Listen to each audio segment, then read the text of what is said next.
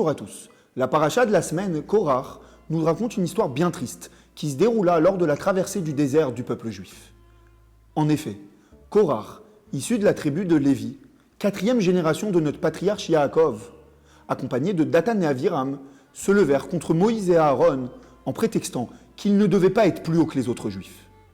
Puisque toute l'assemblée est sainte devant Dieu, il n'y a pas de raison que vous soyez élevés de parmi l'assemblée.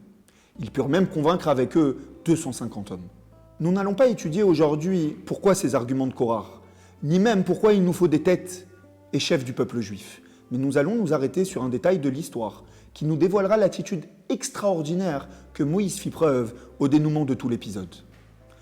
En effet, Dieu fut très en colère de l'attitude de Korach, Dathan et Aviram contre Moïse, le chef de la génération, et décréta sur eux que la terre devait s'ouvrir sous leurs pieds et les engloutir.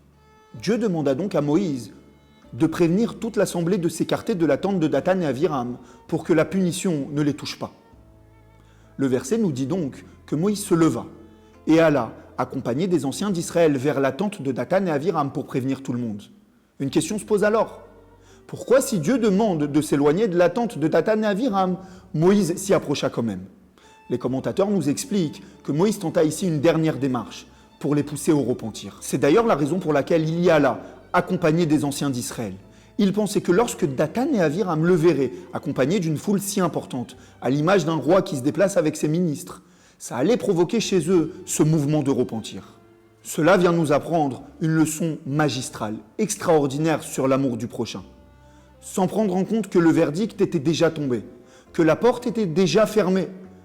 Moïse, dans son amour inconditionnel de chaque juif, cherchait encore à influencer et à sauver.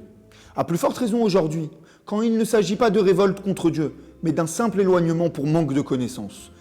Chacun doit faire tout son possible, utiliser tous les moyens pour s'efforcer de faire avancer et faire évoluer son prochain vers Dieu et sa Torah. Au revoir à tous.